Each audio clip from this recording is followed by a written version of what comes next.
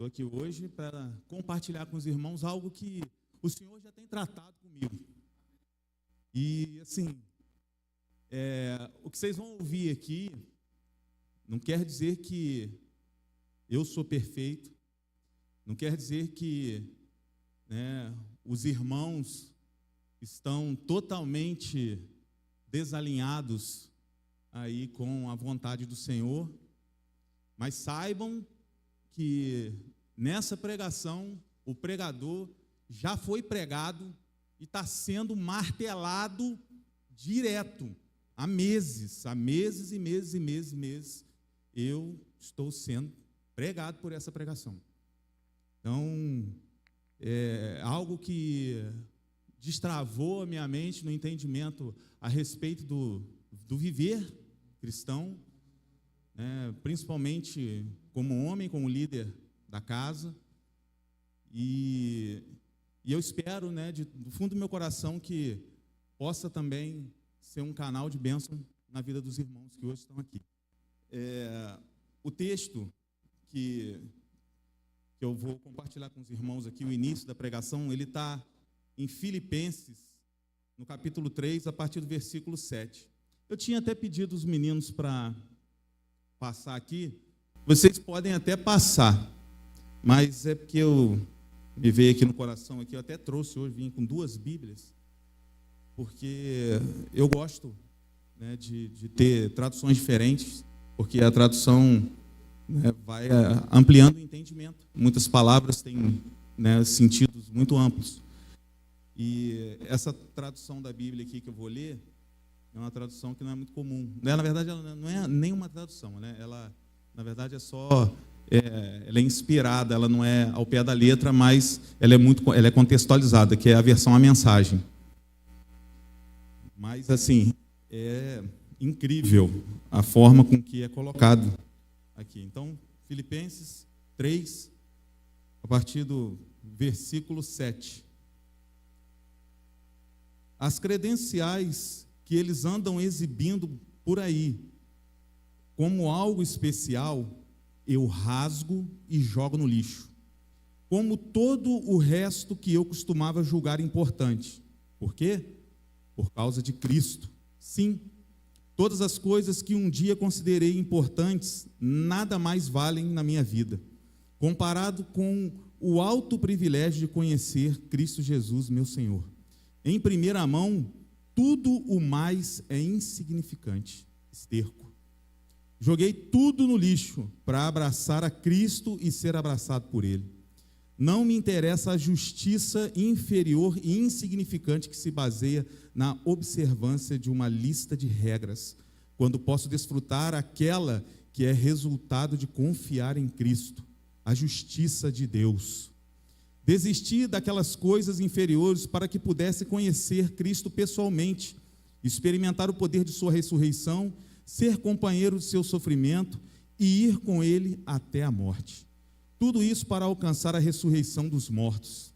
Não estou dizendo que já o tenha, tudo isso, que já tenha conseguido, mas estou a caminho, prosseguindo para Cristo, que me alcançou de forma impressionante.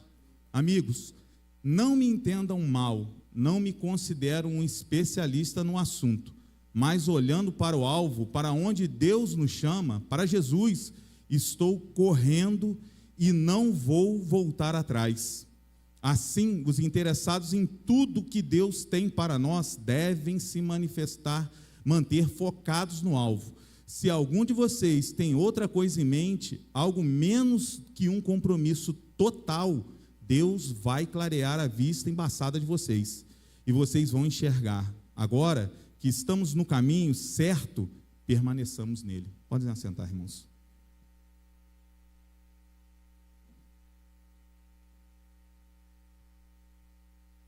Esse texto, por si só, já pregou, Já pregou. Da forma que está escrito aqui, Paulo escreveu esse texto da prisão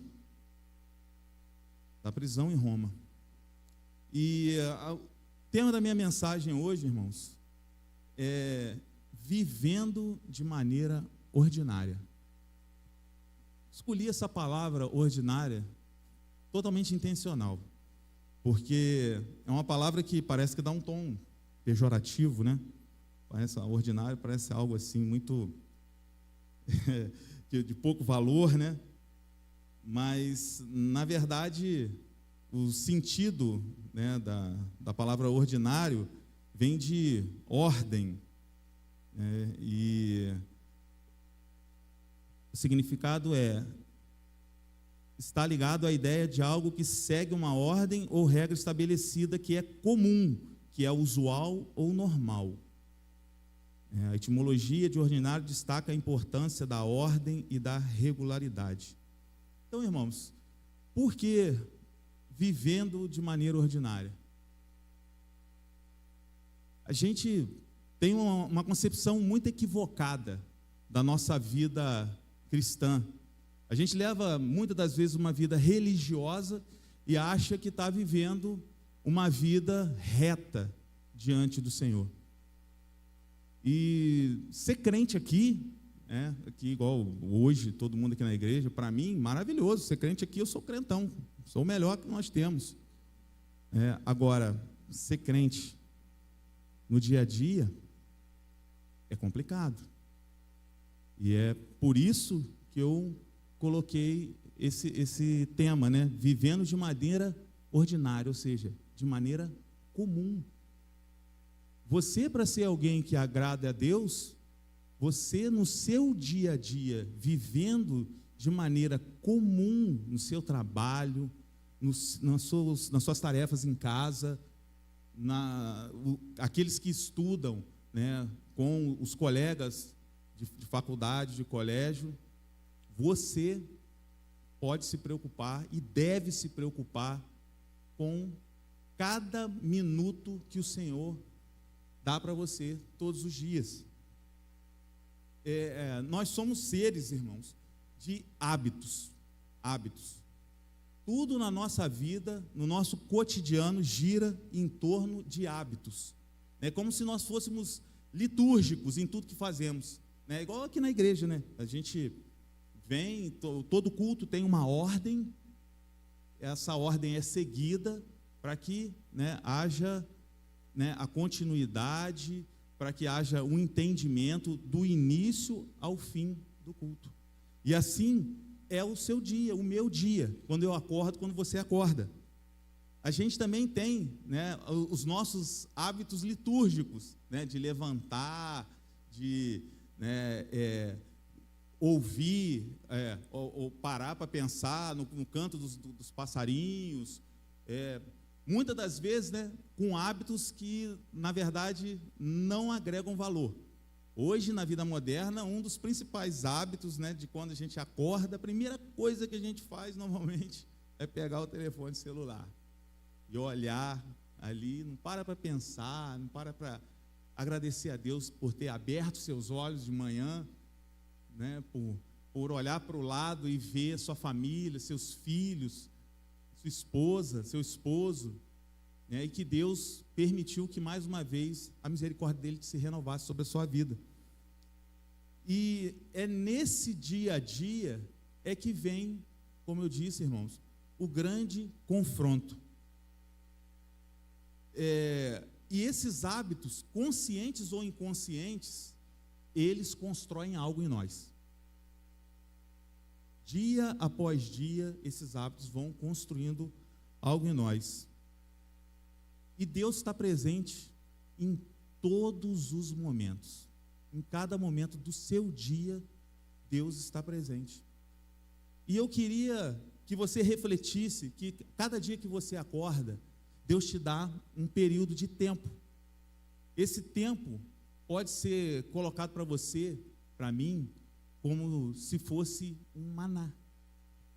Algo que Deus dá para você todos os dias e para mim, para que nós possamos, né, muitas das vezes, nos alimentar dele. Esse tempo, o que você tem feito que pode estar agradando ou desagradando a Deus? Então a gente precisa primeiramente perceber que, assim, quando a gente acorda, né, que o nosso comum também, né, como tem a presença de Deus, e Deus está presente o dia todo, a gente não pode também levar a vida no automático. Acontece, coisa mais comum que tem é você fazer as coisas de forma automática. E isso não é bom, irmãos, isso não é bom. A gente precisa ser intencional em tudo que faz. Tudo que faz, cada coisa do seu dia, você tem que estar com a sua mente conectada, que você tem um propósito a fazer aquilo que você está fazendo. Não está fazendo por fazer, porque precisa fazer. Não, existe um propósito.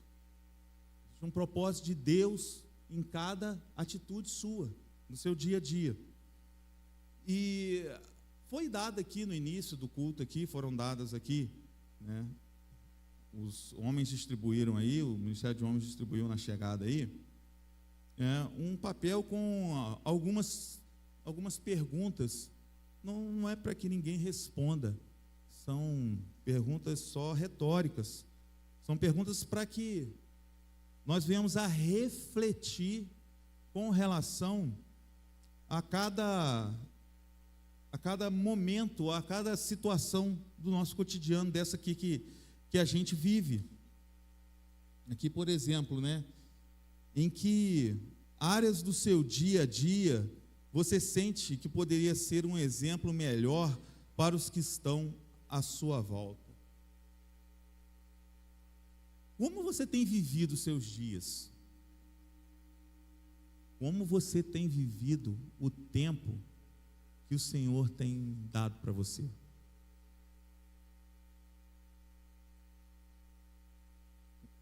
Você já parou para pensar em como que você aprendeu a viver os seus dias? Pô, Nilão, hoje foi meu dia, hein? A água com gás, hein? Que maravilha, hein? Só esse privilégio de estar tomando a água aqui, que só os mais importantes da igreja que tomam. Puxa vida, agora estou nas nuvens.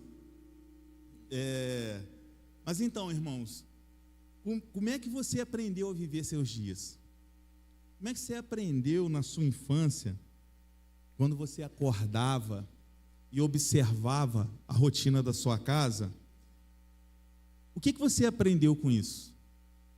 Quando você chega no seu trabalho, no colégio, essa rotina do dia a dia, como você aprendeu essa rotina?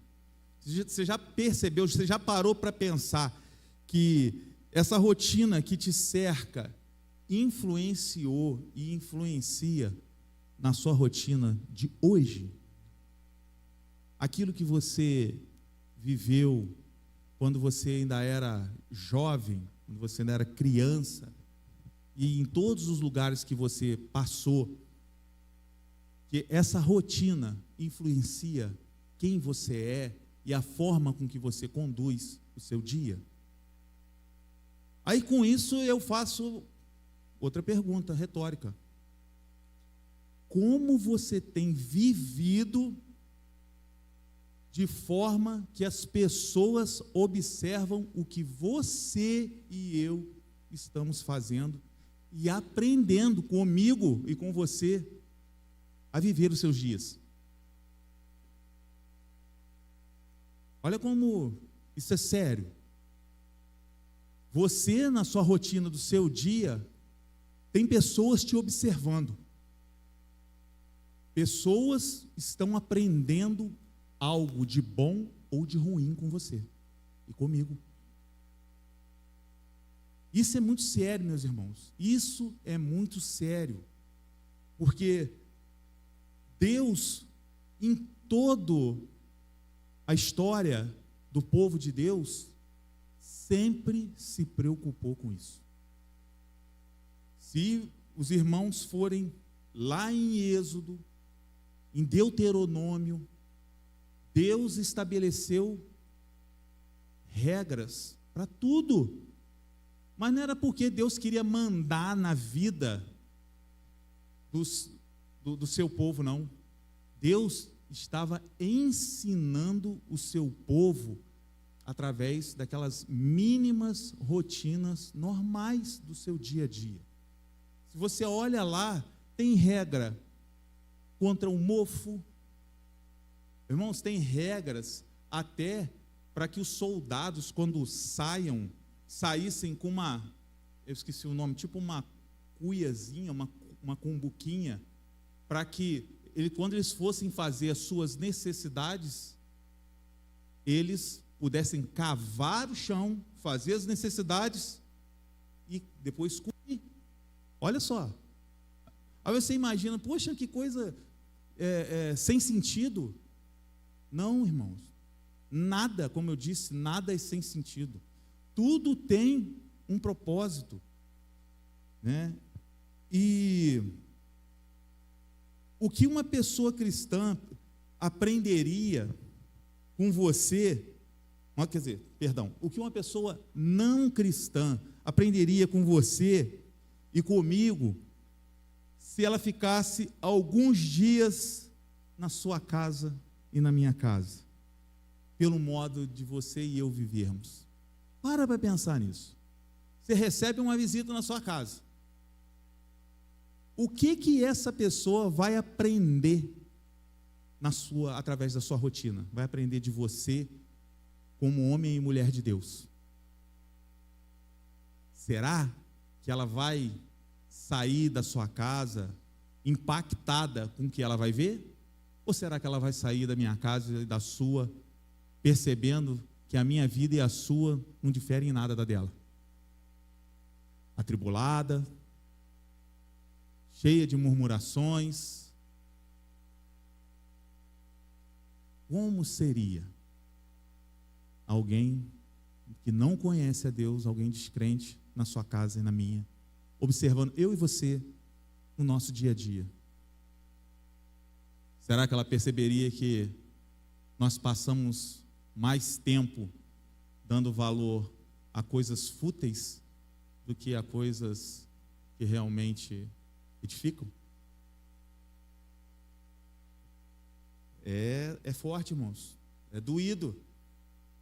Mas eu falei com os irmãos, eu não estou aqui de maneira nenhuma, os irmãos me perdoem por estar falando isso, eu não estou lançando acusação contra ninguém. Eu fui o mais confrontado nisso. Eu venho pensando nessas coisas e trabalhando isso no meu viver, no meu dia a dia, há muito tempo. Há muito tempo. Há meses eu venho pensando exatamente nesse tipo de atitude. Eu, inclusive, há pouco mais de um mês, cerca de um mês, eu tive na casa do pastor Leonardo, e a gente estava conversando lá, foi até, deve ter um mês mais ou menos, um pouquinho. Teve uma reunião do grupo de mulheres, lá na casa do pastor Leonardo, e a gente ficou conversando enquanto as mulheres estavam lá no momento delas. E depois que a gente foi se recolher, acabou a reunião, a gente estava indo embora, aí a gente estava conversando um pouco a respeito, até mesmo dessa atitude linda do grupo de mulheres, das mulheres, com relação a essas reuniões, esses encontros, o quanto isso tem edificado as mulheres da nossa igreja.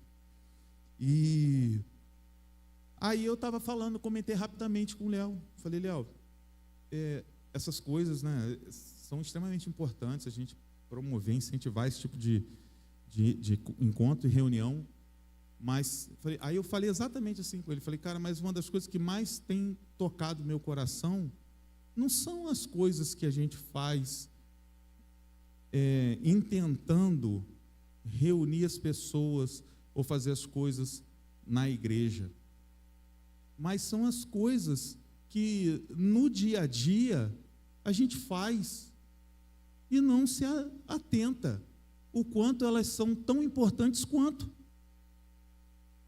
Eu tinha comentado exatamente isso, quanto eu estava sendo confrontado há tempos com isso. E passado menos de uma semana, irmãos, acho que essa reunião das mulheres foi num sábado, eu acho que foi na segunda ou na terça-feira, eu recebi uma mensagem. Aí era o irmão Renato Pompei, né, me desafiando a estar aqui hoje, compartilhando uma palavra com a igreja. E na hora, sabe, aquilo, já levei até um frio na coluna, né?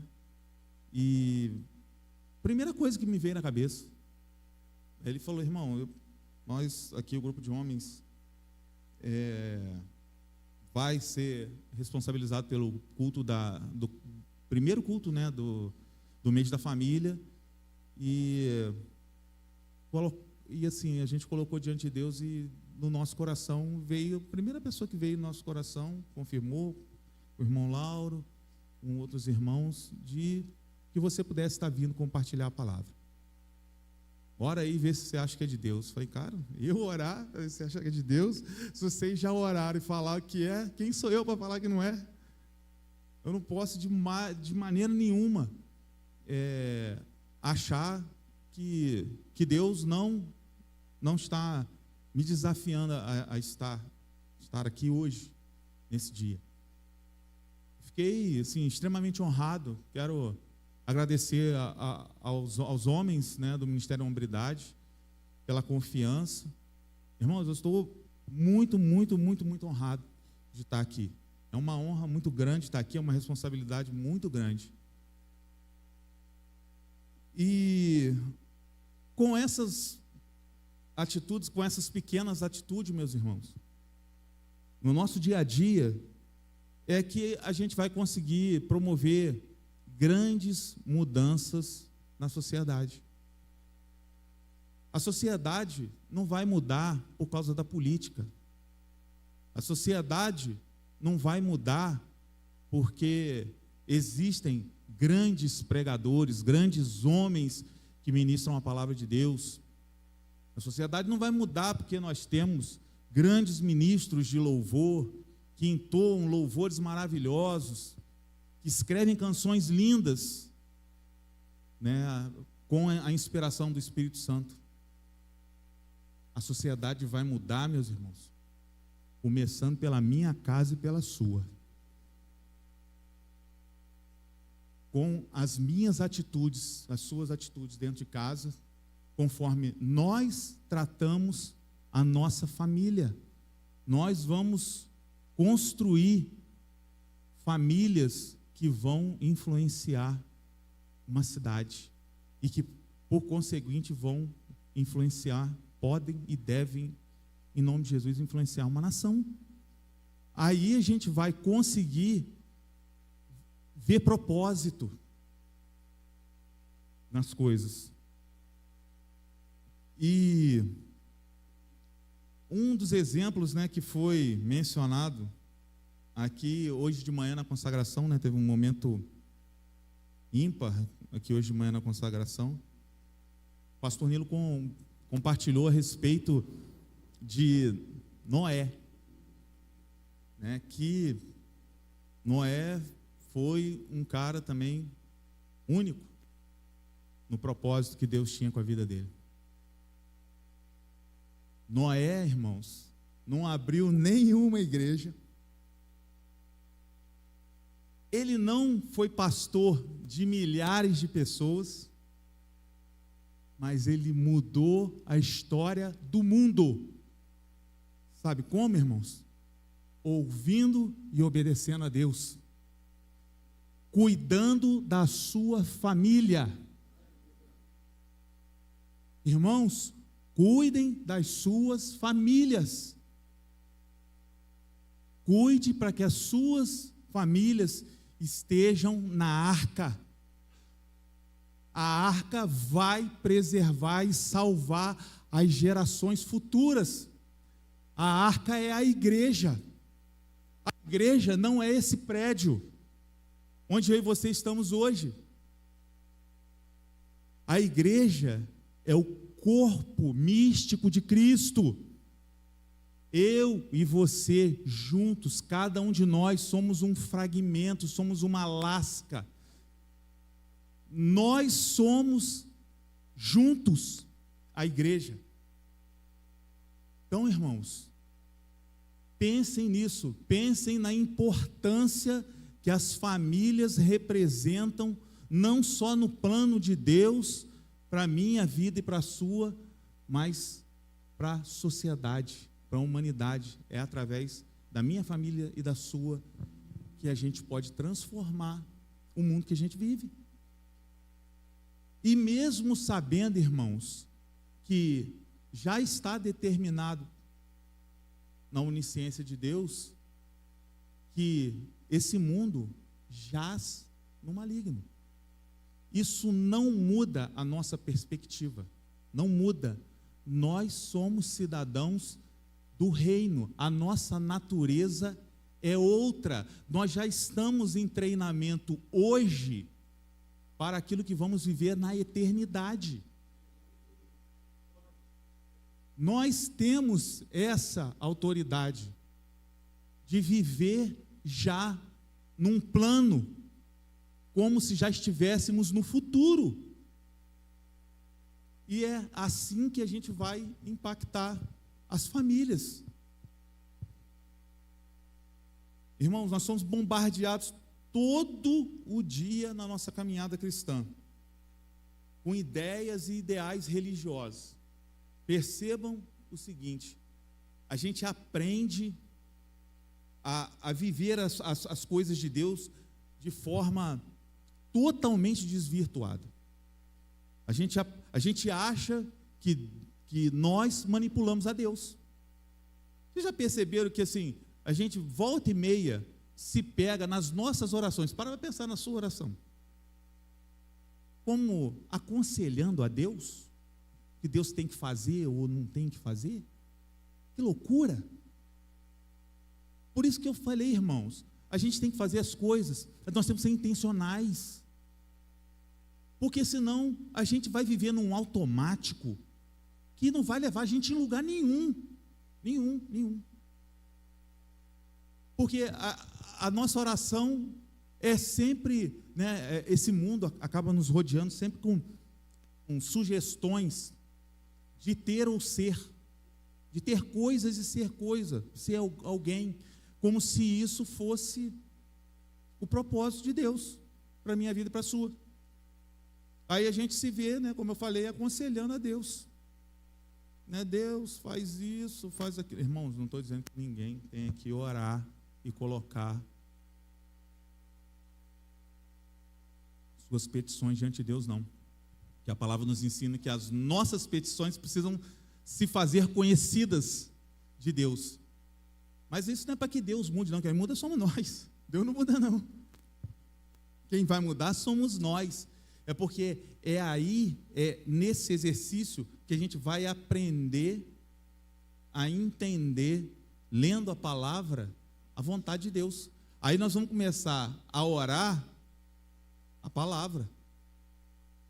Aí eu não vou orar da minha carne, da minha vontade, aquilo que eu quero ser ou aquilo que eu quero ter. E com isso eu vou deixar de ser feliz, ou vou ser mais ou menos feliz porque eu tenho ou não tenho o que eu queria receber da parte de Deus. E com isso, meus irmãos, por que dei essa volta toda? O texto, né, de Filipenses, como falei, li, Paulo escreveu isso da prisão. Da prisão. E Paulo deu uma receita. Receita não, está até esquisito. Ele deu um direcionamento e um grande conselho. Em Filipenses 4, versículo 10 ao 13, Paulo agradece aos irmãos de Filipos por terem mandado para ele uma oferta. Aí ele fala assim, ó: alegro-me grandemente no Senhor, a partir do versículo 10, porque finalmente vocês renovaram o seu interesse por mim. De fato, vocês já se interessavam, mas não tinham a oportunidade para demonstrá-la. Não estou dizendo isso porque eu esteja necessitado, pois aprendi a adaptar-me a toda e qualquer circunstância. Sei o que é passar necessidade e sei o que é ter fartura. Aprendi o segredo de viver contente. Olha só, irmãos, pega essa visão. Aprendi o segredo de viver contente em toda e qualquer situação. Seja bem alimentado, seja com fome, tendo muito ou passado necessidade. Aí tem um versículo lindão aqui que todo mundo gosta. Todo crente sabe, até quem não é crente sabe. Tudo posso naquele que me fortalece. Gente, o que é, como é que a gente vai fazer mediante toda essa dificuldade de viver o dia a dia, com toda a inclinação da carne para as coisas desse mundo e nada para Deus? Como que a gente vai conseguir ter uma vida plena? Paulo falou: aprendi o segredo de viver contente. Irmãos, contentamento. Contentamento é a palavra-chave da vida do cristão. O apóstolo compartilha uma experiência de vida plena em Cristo. E ele estava agradecendo pelas ofertas enviadas pela igreja de Filipos. E uma das coisas que ele fala, que é interessante, né, é que ele coloca aqui, é outra palavra-chave. Por isso que eu gosto muito, eu gosto mais de refletir a respeito do texto e, assim, até mesmo em outras traduções. Porque às vezes muda uma palavra na tradução e a sua mente já entende, descortina tudo. E aqui, né, a palavra é simples. Aprendi a contentar-me. Olha, lindo. Ninguém nasceu sabendo, ele nasceu sabendo, aprendeu a se contentar, não nasceu sabendo se contentar, não. Ele aprendeu. É um exercício, irmãos. É um exercício diário. Olha só como as coisas vão voltando lá, né, no que eu coloquei, pontuei lá no início, né? Que nós somos seres que são litúrgicos. A gente aprende com a repetição. Então, assim, Paulo foi forjado nas dificuldades. Ele falou aqui para frente, aqui, ó. Aprendi a viver contente em toda e qualquer situação. Seja bem alimentado, seja com fome, tendo muito, tendo passado necessidade. Ele, inclusive, né, ele foi bem específico em falar a respeito dessas questões da necessidade aqui, de passar necessidade, né, de fome ou financeira, porque ele estava agradecendo, aproveitando a oportunidade de agradecer a oferta que ele recebeu. Mas ele queria deixar claro que a oferta não era o motivo da grande alegria dele. Ele estava só ali honrando os irmãos, né, agradecendo pela oferta. Mas ele mostrou que não era aquilo que fazia diferença para ele, não. Para ele estava feliz porque ele sabia viver em toda e qualquer dificuldade. Então, irmãos, palavra-chave para a gente conseguir romper o nosso dia a dia, embora todas as dificuldades vão contra nós. Contentamento. E agora, como saber o que é contentamento? Contentamento não é o fato de você ficar declarando o tempo inteiro que você está feliz com Jesus, não, irmão. Isso aí não é suficiente para te deixar contente, não. para a gente saber o que vem a ser contentamento, fica mais fácil da gente entender visualizando o que é descontentamento. Ficar descontente com o que nós temos é algo comum. Recusamos o sentimento que deveria ser de gratidão pelo que já recebemos e possuímos. E a partir daí, começamos a desejar coisas que não temos, gerando um outro pecado grave. Olha o que o descontentamento gera na minha vida e na sua. Cobiça. Quando eu e você estamos descontentes, irmãos, para pensar.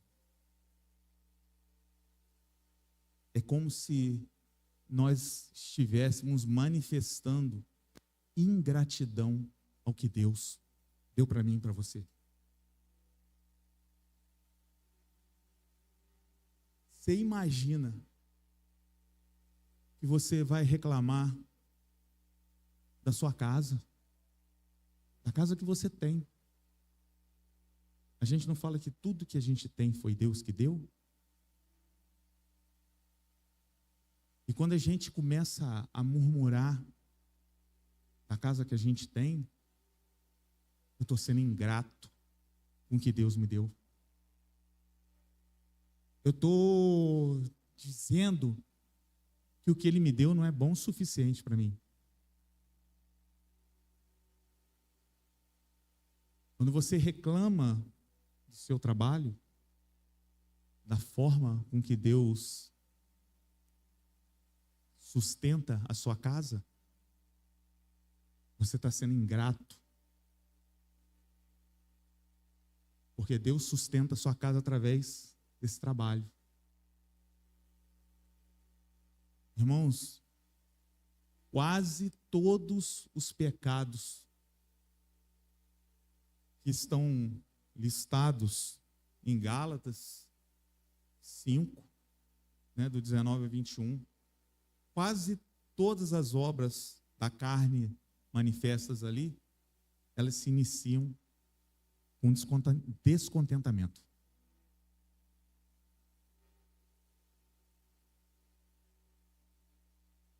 O descontentamento faz com que pensemos que sempre a próxima conquista vai trazer felicidade.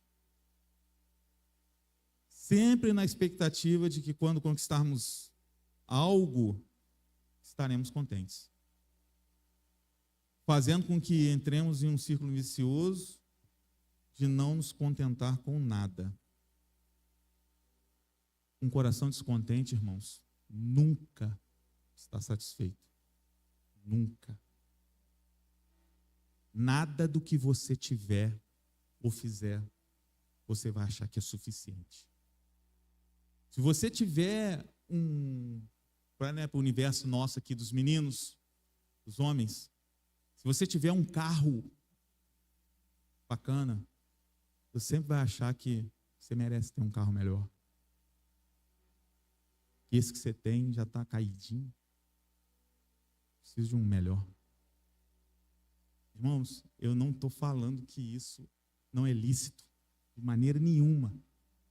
Eu só quero que os irmãos reflitam quando você começar a elevar o seu pensamento a Deus, ou até mesmo quando você não eleva o seu pensamento a Deus e abre a sua boca. O quanto isso é grave. O quanto isso muda a sua natureza e a minha. A forma de eu pensar e agir no meu dia a dia. Como é que isso vai forjar o meu caráter e o seu?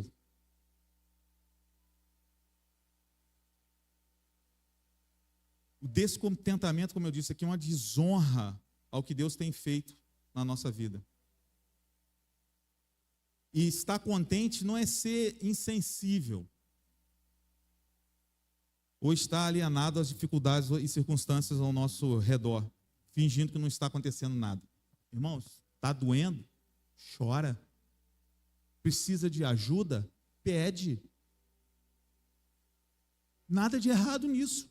Nada de errado. Isso aí não é manifestar descontentamento, o fato de você pedir ajuda por algo que você entende que está necessitado.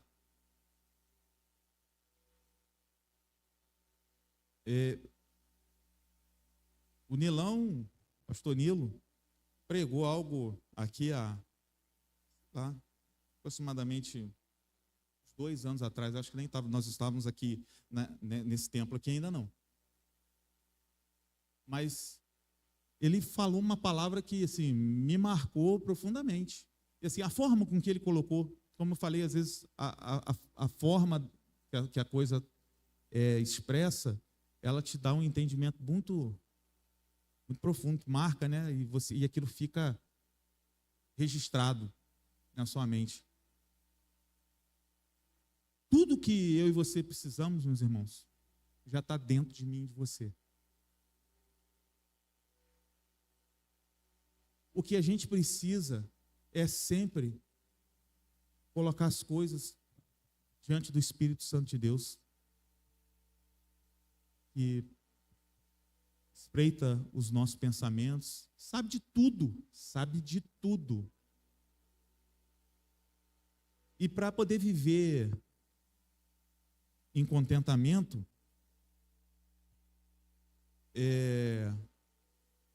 a gente precisa lançar a mão dessa bênção que nós temos, de ter o Espírito de Deus fluindo dentro de nós. Irmãos, a gente tem que ter a dimensão do que é. Às vezes a gente trata o Espírito Santo de Deus como se fosse a coisa mais assim, comum, normal que pudesse acontecer na vida do crente. Irmãos, para pensar. Esse mesmo Espírito que flui através da minha vida e da sua, ressuscitou o Salvador das nossas almas. Foi esse Espírito que trouxe Jesus à vida novamente. E a gente ignora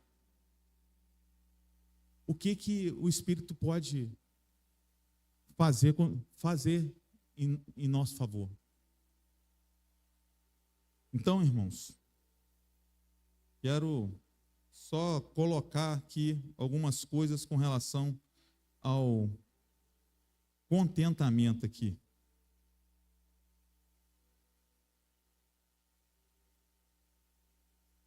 O contentamento que Paulo disse que aprendeu foi recebendo a força do Espírito para poder suportar todas as adversidades da vida.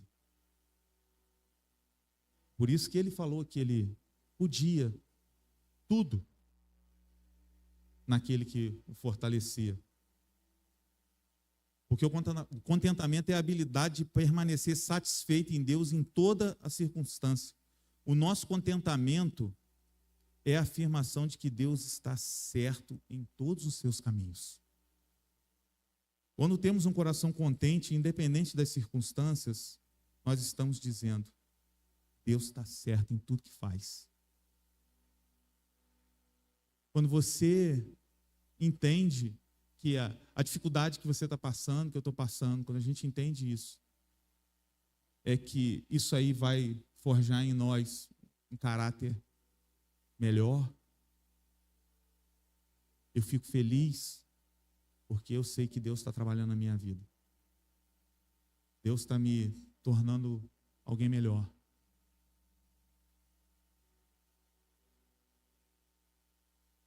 Talvez a nossa insatisfação esteja na nossa falta de amor a Cristo. Já parou para pensar nisso? De repente, a nossa insatisfação está sendo manifesta pelo fato de nós não amarmos a Deus.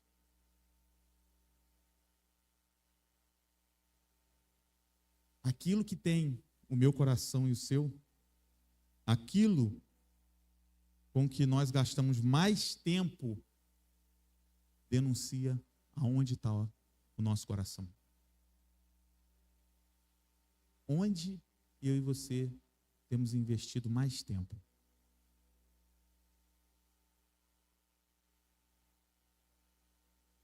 É isso aí é que está ganhando o nosso coração.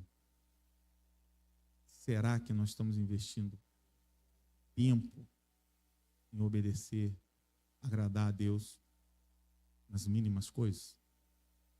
Será que nós estamos preocupados no nosso dia a dia que isso aconteça?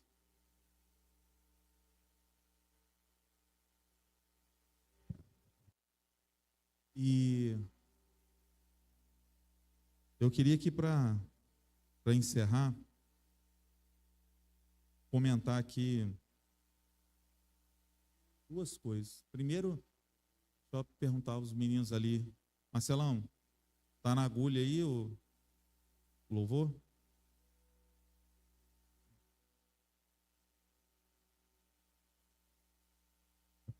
Espera aí, ainda não. Talvez estejamos sempre insatisfeitos, aguardando, como eu disse, né, no início ali, uma boa notícia. Mas você já parou para pensar que a boa notícia já foi dada? A boa notícia, irmãos, é que Cristo veio. Ele já fez tudo aquilo que eu e você jamais poderíamos fazer. Cristo caminhou nessa terra como um homem, como eu e você.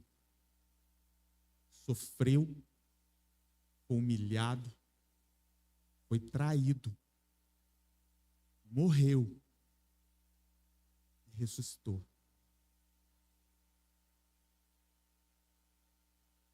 E ele veio e pregou o evangelho para mim e para você, essa palavra da salvação que nos alcançou. E a nossa ingratidão, né, e o nosso descontentamento precisa gerar um profundo arrependimento nos nossos corações. Profundo arrependimento. Uma reflexão muito profunda, né, de tudo aquilo que tem deixado a mim e a você descontente.